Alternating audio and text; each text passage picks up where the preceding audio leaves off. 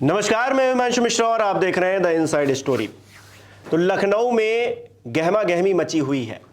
हार को लेकर उत्तर प्रदेश में जिस तरह की स्थिति बनी लोकसभा चुनाव में, उसे भारतीय जनता पार्टी हार के तौर पर देख रही है और उसी हार का जिक्र मैंने किया, उस पर मंथन चल रहा है। यह मंथन कुछ इस तरह से हो रहा है कि कुछ निकल कर नहीं आ रहा है, बल्कि दोषारोपण हो रहा है। एक दूसरे पर आरोप प्रत्यारोप का दौर लगता है शुरू हो गए। डायरेक्टली कोई कुछ नहीं कह रहा है, लेकिन जो इशारे हैं वो इसी तरफ है कि कोई तो दोषी है।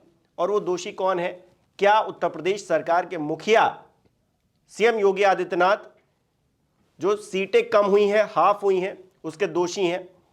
हालांकि जीत होती है जब 60 से ज्यादा सीटें आती हैं, 70 के करीब सीटें पहुंच जाती हैं 80 में से, तब जीत का सेहरा किसी और पर पहना दिया जाता है। लेकिन जब ये हार हुई है एक तरह से, उसमें कोई एक टारगेट ढूंढा जा रहा है।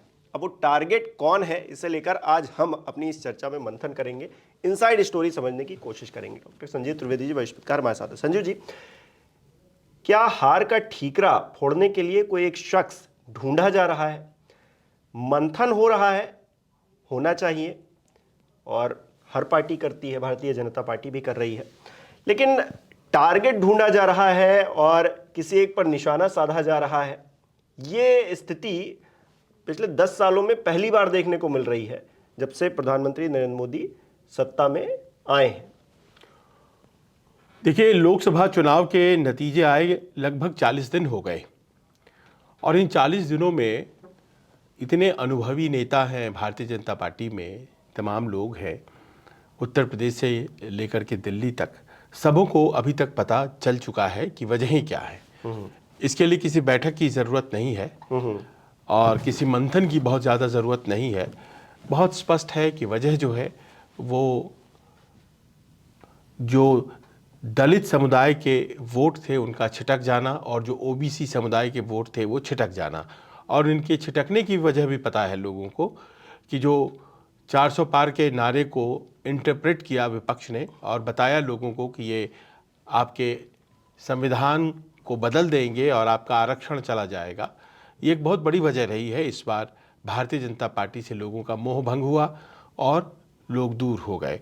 उसमें आप जोड़ सकते हैं कि अग्निवीर की समस्याएं थीं और रोज़गार की समस्या, ख़ास तौर पर उत्तर प्रदेश जैसे राज्य में। तो ये मोटे तौर पर लोगों को वजहें पता हैं। पर आप इस तरह की अगर बैठक करते हैं, बाकायदा एक बैठक करते हैं, देखिए ये बैठक उत्तर प्रदेश में हो रही है, उत्तराखंड में भी हो रही है, पर यही दोनों राज्य थोड़ी ना हैं जहाँ पर भारतीय जनता पार्टी को अपेक्षाकृत सफलता नहीं मिली है। वो तो राजस्थान भी है, वो तो महाराष्ट्र भी है। वो बैठक उत्तर प्रदेश में ही क्यों हो रही है? पहली बैठक उत्तर प्रदेश में, बैठक के निहितार्थ क्या हैं? क्या वजह है कि शुरुआत उत्तर प्रदेश से हुई है? अगर सबसे बड़ा झटका लगा है वहाँ पर, तो उस झटके को क्या बैठक के जरिए ही एड्रेस करना है, या फिर आपके मन में कुछ और चल रहा है जिसकी वजह से आप बैठक आहूत कर रहे हैं, और उस बैठक के जरिए कहीं पे निगाहें हैं और कहीं पे निशाना है? ये भी अपने आप में बहुत से लोग चर्चा कर रहे हैं। आज की तारीख में योगी आदित्यनाथ और प्रधानमंत्री मोदी, रक्षा मंत्री राजनाथ सिंह, ये सब उत्तर प्रदेश से ताल्लुक़ रखते हैं।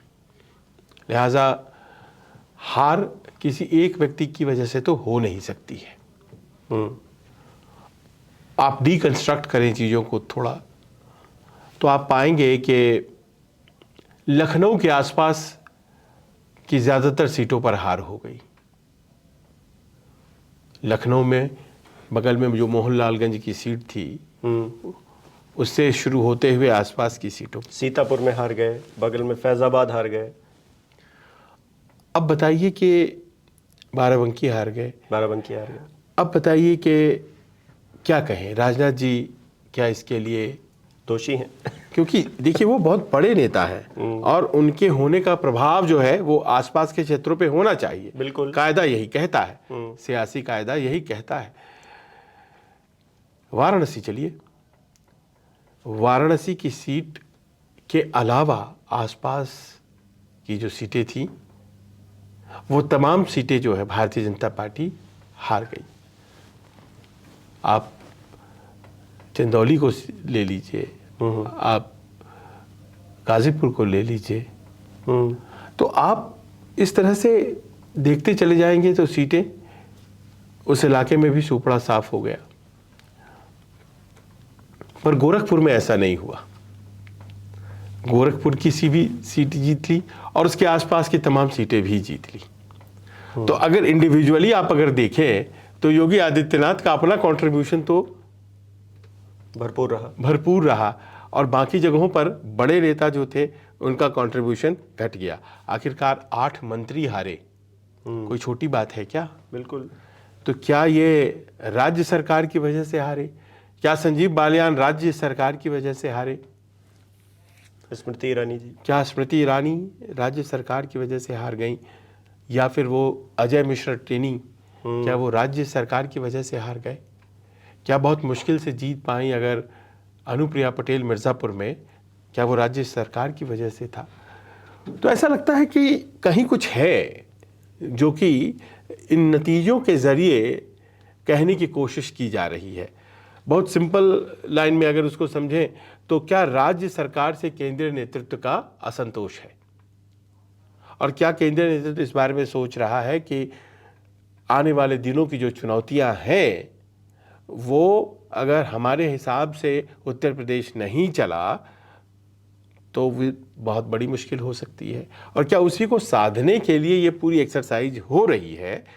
इस तरह की बातें भी कही जा रही हैं। कहा जाता है मोदी और योगी की जोड़ी सबसे बेहतर है उत्तर प्रदेश में। देखिए, दोबारा अगर कोई सत्ता में वापसी की राज्य सरकार ने तो सीएम योगी आदित्यनाथ की बदौलत ही ऐसा संभव हो पाया, प्रधानमंत्री नरेंद्र मोदी की वजह से ही संभव हो पाया। लेकिन जब आप जीतते रहते हैं तो फिर तो आप सेहरा बांधते रहते हैं, इसके नहीं उसके सर पे, उसके नहीं इसके सर पे।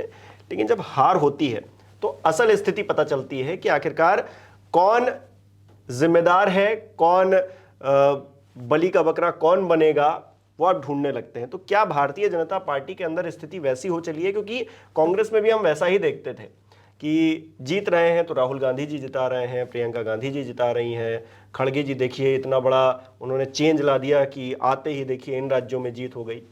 हार रहे हैं वहां पर स्थानीय नेतृत्व को दोषी ठहराने लगते थे। तो क्या वो प्रैक्टिस भारतीय जनता पार्टी में भी होने लगी है?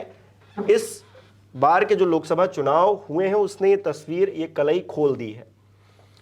देखिए, अगर आप सो रहे हैं तब तो मैं जगा सकता हूं, लेकिन अगर कोई जाग रहा है तो नहीं जगा सकते ना।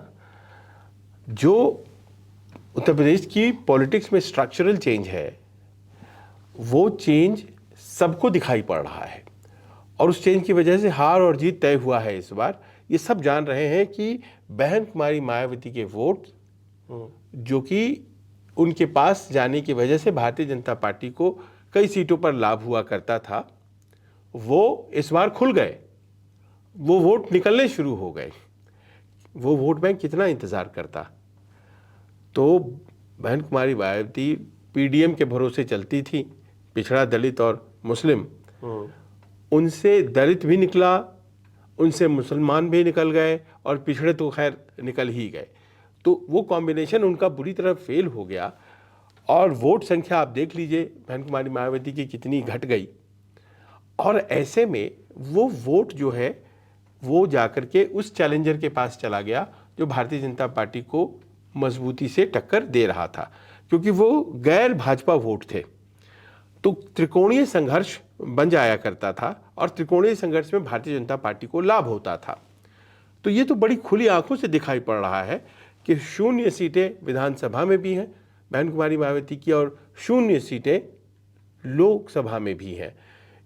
2007 में 31% वोट आया था उन्हें और उन्होंने सरकार अपने दम पर बनाई थी। लेकिन आज की तारीख में 2022 में जब विधानसभा चुनाव हुए तो मात्र 13% वोट उनको आए थे।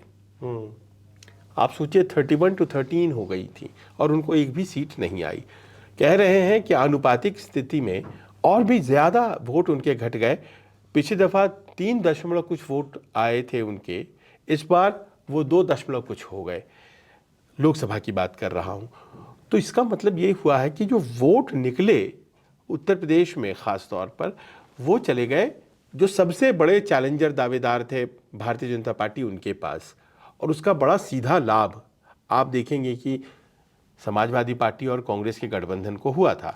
मैं मेरठ में था, मेरठ में मैंने देखा इस बात को कि जो जाटव उम्मीदवार दिया करती थी बहन कुमारी मायावती, जाटव उम्मीदवार दिया हुआ था इस बार अखिलेश यादव ने।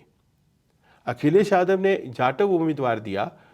उसका नतीजा हुआ, मैं गांव में गया मेरठ के और पाया कि जितने जाटव डोमिनेटेड विलेजेस थे, गांव थे, वो इस बार साइकिल छाप को वोट दे रहे थे क्योंकि जाटव समुदाय का उम्मीदवार खड़ा था। और वो जो हाथी को इस बार छोड़ देना है क्या, मैंने सवाल किया, बोला हाँ इस बार तो छोड़ देंगे। देखिए सुनीता वर्मा खड़ी हैं और उनके साथ जुड़ गया सपा का अपना वोट जो ट्रेडिशनल कोर वोट होता है, और मुस्लिम जो टैक्टिकल तरीके से देखता है कि कौन भाजपा के खिलाफ स्ट्रांग है, तो उसने देखा कि जाटव स्ट्रांग है, ये कैंडिडेट जो कि सपा से आ रही हैं, उनको वोट दिया। तो आप देखिए कि आज क्या स्थिति हो गई। 8,000 वोटों से ही अरुण गोविल जीत पाए। इतने बड़े उम्मीदवार कहे जा रहे थे कि भगवान राम का किरदार उन्होंने निभाया था, तो मेरठ में अगर खड़े हो जाएंगे तो आसपास की कई सीटें वो जिता देंगे। बगल की सीट मुजफ्फरनगर, संजीव बालियान केंद्रीय मंत्री हार गए। आप ये समझे कि मेरठ जिला में बहुत बड़ा हिस्सा आता है मुजफ्फरनगर का, हार हो गई। तो आप ये समझिए कि वो बीएसपी के जो वोट्स हैं वो छूटने शुरू हो गए हैं, और उनके छूटने से वो अगर संभाल नहीं पाती हैं, थोड़े दिनों में नहीं संभाल पाएंगे, क्योंकि उनके अपने मतदाता भी देख रहे हैं कि चुनाव गंभीरता से नहीं लड़ रही हैं बहन कुमारी मायावती। न हारने के लिए लड़ रही हैं, न जीतने के लिए लड़ रही हैं, या यूँ कहें कि ना जीतने के लिए लड़ रही हैं, न हराने के लिए लड़ रही हैं। तो फिर वो लड़ रही हैं अगर, तो किस दबाव में वो नहीं जीतना चाहती हैं। आखिर बिना गठबंधन के कभी बीएसपी सत्ता में आई नहीं, सिवाय एक बार को छोड़ करके, और उसमें भी जो है वो जातीय गठबंधन हुआ था, पार्टी वाइज भले न हुआ हो, लेकिन उस बार पूरा ब्राह्मण वोट बैंक 2007 में साथ आ गया था। उत्तर प्रदेश में एक बड़ी संख्या है ब्राह्मण आबादी की, और वो जुड़ गया बीएसपी से, और हाथी शंख बजाएगा बसपा बढ़ता जाएगा, कुछ उस तरह का नारा दिया गया था। तो यहाँ वो वोट जब खुल रहा है, जा रहा है, तो उसका खामियाजा 1-to-1 फाइट में बीजेपी को भुगतना पड़ा। तो ये तो बड़ा स्पष्ट दिख रहा है ना।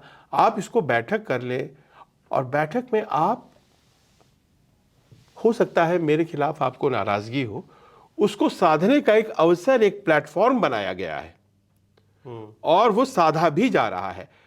आप इस बयान को जरा नजर में लाइए जो केशव प्रसाद मौर्य ने दिया बयान। उप मुख्यमंत्री हैं, सरकार में हैं, सरकार में रहते हुए उन्होंने कहा कि संगठन सरकार से बड़ा होता है। ये तो सबको पता है। बिल्कुल बिल्कुल, और वो बाइट दर्शकों को भी सुननी चाहिए। वो किस तरह से कह रहे हैं कि संगठन बड़ा है, सरकार छोटी ही रहेगी। क्या कह रहे हैं, सुनिए जरा।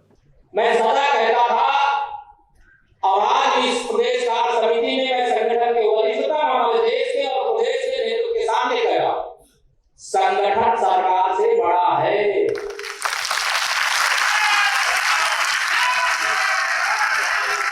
संगठन से बड़ा कोई नहीं होता है। संगठन सरकार से बड़ा है, बड़ा था, बड़ा रहेगा। तो केशव प्रसाद मौर्य अगर ये बात कह रहे हैं तो साफ है कि वो सीएम योगी आदित्यनाथ को एक तरह से चुनौती भी दे रहे हैं, और कह रहे हैं कि संगठन ही बड़ा है। लेकिन सरकार में तो वो भी मौजूद है, जिम्मेदारी तो उनकी भी बनती थी। उन्होंने कितना अपने आप को इस चुनाव में झोंका और कितनी सीटें उन्होंने दिलवा पाए, क्या उनकी समीक्षा क्या उन्होंने की? क्योंकि नड्डा जी कह रहे थे आत्मचिंतन करने की ज़रूरत है। आत्मचिंतन आरएसएस के एंगल से भी करने की ज़रूरत है, क्योंकि कहा जा रहा था कि आरएसएस चुनाव से पहले ये काफ़ी बातें हुई कि प्रधानमंत्री नरेंद्र मोदी जो सरकार चल रही है केंद्र की और आरएसएस के बीच में दूरियां आ गई हैं। ये दूरियां क्या कम नहीं की गई, इसका खामियाजा भी क्या उत्तर प्रदेश समेत तमाम जगहों पर भुगतना पड़ा? क्योंकि वो जो 400 पार का आंकड़ा था वो 300 पार भी नहीं हो पाया। वो जादुई आंकड़ा जो मेजॉरिटी का था, बहुमत का था, उसको भी पार नहीं कर पाया। तो इसकी क्या वजह आरएसएस को लेकर भी थी? ये भी चिंतन करने की जरूरत है। अभी कल ही मोहन भागवत वो रांची में थे और वहाँ पर जो तृतीय वर्ष वर्ग लगता है, प्रचारकों का वर्ग लगता है, उसमें भी उन्होंने अपना संबोधन दिया और उन्होंने कहा कि पब्लिक जो है वो सबसे सुप्रीम है। कुछ इस तरह का भाव उन्होंने व्यक्त किया। और याद करें कि 4 जून के नतीजे के बाद उन्होंने कहा था कि अहंकार भारी पड़ गया, भारी अहंकार नहीं करना चाहिए सामाजिक जीवन में। मणिपुर की याद दिलाई थी, अभी तक नहीं गए हैं प्रधानमंत्री जी। रशिया हो आए हैं, तमाम जगह घूम आए। हाँ, बिल्कुल सही कह रहे हैं आप। तो इसका मतलब यह है कि कहीं ना कहीं शिकायत जो है वो जनता और वोटर को तो छोड़िए, अगर आरएसएस को भी हो रही है तो सचमुच ये आत्ममंथन की ज़रूरत है।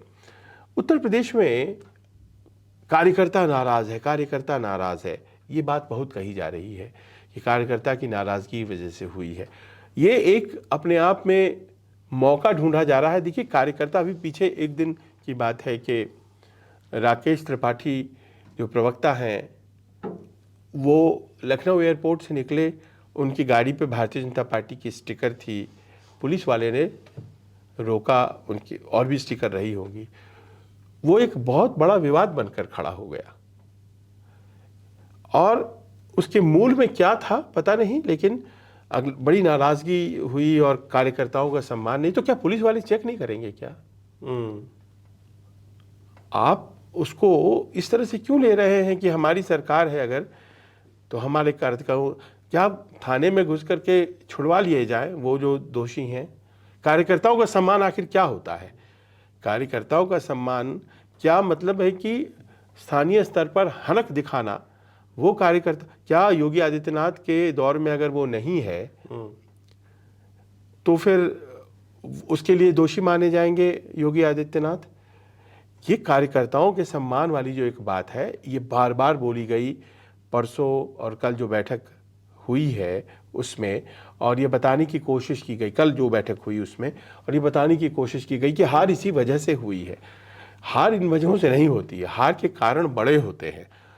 केशव मौर्य भी बहुत बड़ा था। हाँ, केशव मौर्य अगर ये कहते हैं कि संगठन बड़ा होता है सरकार से, तो ये होता है, इसमें कहीं कहने की बात नहीं है। मतलब इसको बहुत ज़्यादा बोल करके आप इसको बहुत रेखांकित नहीं कर सकते हैं। तो उनसे कोई अपेक्षा ये भी कर सकता है, कह सकता है वो कि फिर ठीक है, आप उप मुख्यमंत्री का पद त्याग करके संगठन में काम करें, क्योंकि संगठन बड़ा है और संगठन के सामने अब बहुत बड़ी चुनौती आ गई है। इलेक्शन भी नहीं जीते थे। हाँ, इस बार तो वो नहीं जीत पाए, तो अपना इलेक्शन नहीं जीत पाए। मान लीजिए हार जीत तो चलिए वाला मामले में वो सबसे आगे है। हाँ, मतलब एक पक्ष तो वो है ही, लेकिन अब मान लीजिए उनकी हार जीत को हम विषय को नहीं भी लाएं तो हो जाती है हार जीत। पर विषय ये है कि अगर आपको संगठन लगता है तो आप संगठन में हार करके भी आपने शपथ ग्रहण किया था, है ना? संगठन तो अब संगठन के लिए आइए और काम करें आप।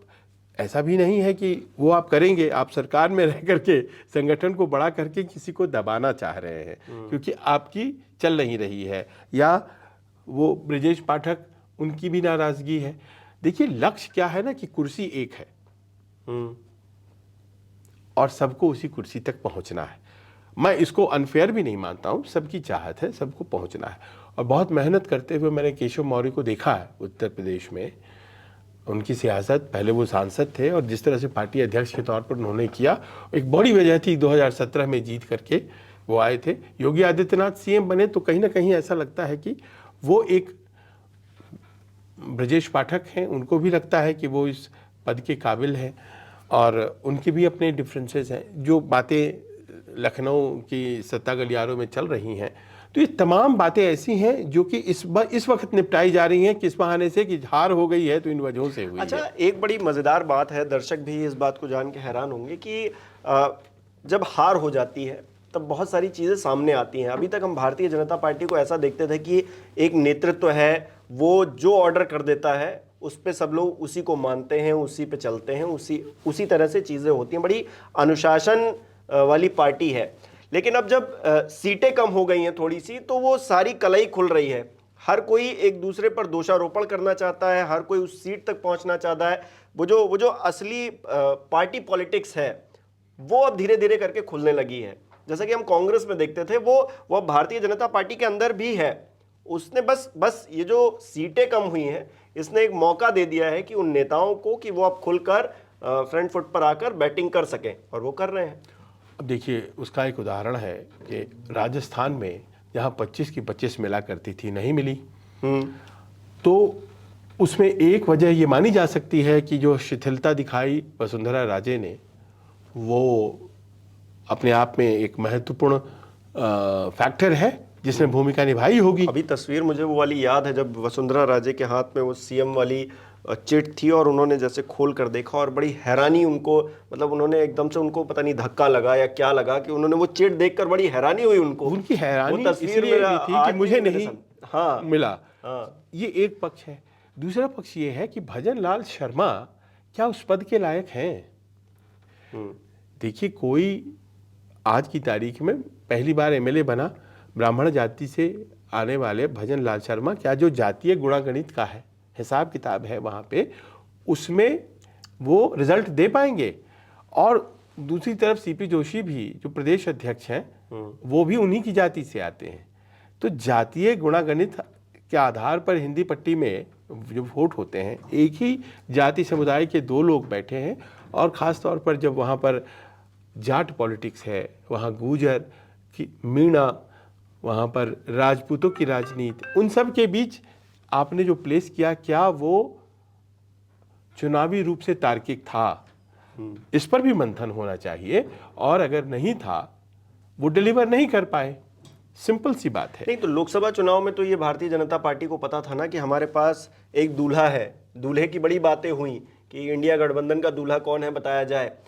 प्रधानमंत्री नरेंद्र मोदी का चेहरा था और भारतीय जनता पार्टी को पूरा यकीन था, उनको 400% यकीन था कि वो 400 पार करेंगे। लेकिन वो नीचे की जो इंटरनल पॉलिटिक्स थी उसे नहीं भाप पाए। इस बात को स्वीकारने में नेतृत्व को या फिर जो बड़े बड़े नेता हैं उनको दिक्कत हो रही है, ये दिख रहा है। देखिए, मुझे याद है 29 फरवरी की तारीख थी जब दिल्ली में इलेक्शन कमेटी की बैठक भारतीय जनता पार्टी की थी, और उत्तर प्रदेश की सीटें तय होनी थी। तो तमाम नेता जो सेंट्रल इलेक्शन कमेटी के सदस्य हैं वो यहाँ मौजूद थे। बैठक का टाइम हो गया तो प्रधानमंत्री तब तक पहुँचे नहीं थे। बाद में हम रिपोर्टर्स को बताया गया कि दरअसल एक बैठक चल रही है प्रधानमंत्री निवास पर, 7 लोक कल्याण मार्ग, वहाँ पर प्रधानमंत्री हैं, गृह मंत्री हैं और पार्टी अध्यक्ष जेपी नड्डा हैं। वो बैठक 1-1.5 घंटे चली। यहाँ जो लोग सेंट्रल इलेक्शन कमेटी के लोग थे वो इंतज़ार करते रहे, क्योंकि वहाँ बैठक चल रही थी, उसमें योगी आदित्यनाथ भी थे और तमाम लोग थे। उसके बाद वहाँ से जब लोग आए, फिर बैठक शुरू हुई, तो वहाँ पर 80 नामों में से 50 नाम डिक्लेयर किए गए सीधे। बीएल संतोष संगठन महासचिव, उन्होंने पढ़े तो 50 नाम तय हो गए उस बैठक में, और वो आ गए और मिल गया टिकट उनको। उस प्रदेश में जो लोग एक्टिव हैं, वहाँ की फीडबैक क्या है, वहाँ का रिपोर्ट क्या है, इस बात की बहुत ज़्यादा चिंता नहीं की गई, या की गई होगी अपने स्तर पर। लेकिन ये भी जानकारी आई कि मुख्यमंत्री बहुत नामों से असंतुष्ट थे। वो चाहते थे कि ज़्यादातर नाम इसमें जो हैं वो सही नहीं हैं।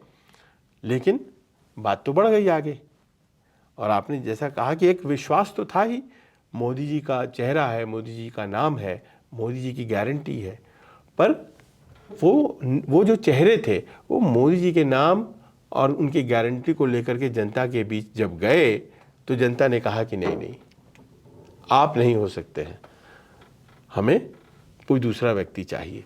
और इसी कारण से बहुत से लोग, भाई जनता, कार्यकर्ता ये बात कह रहे हैं कि जनता उनसे नाराज़ है, बहुत से कार्यकर्ताओं को हम लोगों ने कवरेज के दौरान ये बात करते सुना भी, हम लोगों से उन्होंने कैमरे के किनारे बात ये भी कहा कि ये तो पहले ही से अनपॉपुलर थे, फिर दोबारा टिकट पा गए तो कैसे होगा। तो ये तमाम ऐसे सवाल हैं जिनको लेकर के अब दिक्कतें हैं, और 2027 की जो लड़ाई है उसके लिए समय तो है, पर कौन सी ऐसी बड़ी बात है जो घटित होने वाली है, देखना ये है, क्योंकि ऐसा लग रहा है कि बात जब निकली है तो कहीं ना कहीं तो जाएगी। और कहीं ना कहीं वो जाएगी इलेक्शंस तक, क्योंकि 10 सीटों पर उपचुनाव भी होना है और उसके बाद 27 का जो बड़ा मुकाबला होगा राज्य के अंदर वो भी होना है। लेकिन उससे पहले ये जो खींचतान मची है भारतीय जनता पार्टी के अंदर, सीटें ही कम हुई हैं, हारे एज सच तो नहीं है पूरा। अगर ओवरऑल देखें, प्रधानमंत्री नरेंद्र मोदी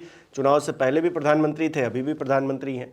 थोड़ी सी ताकत कम हो गई है, थोड़ी सी सीटें कम हो गई हैं, लेकिन इसने कलई ज़रूर खोल दी है पार्टी के अंदर की कि कहीं ना कहीं असंतोष ज़रूर रहा पार्टी के अंदर, जिसका नतीजा ये है कि सीटें कम हो गई। अब सीटें कम हुई हैं तो ठीकरा भी फोड़ना है किसी ना किसी पर। आपको क्या लग रहा है, ये जो खींचतान मची है इसमें किसे टारगेट किया जा रहा है? हमें कमेंट करके ज़रूर बताएं। बहुत बहुत शुक्रिया।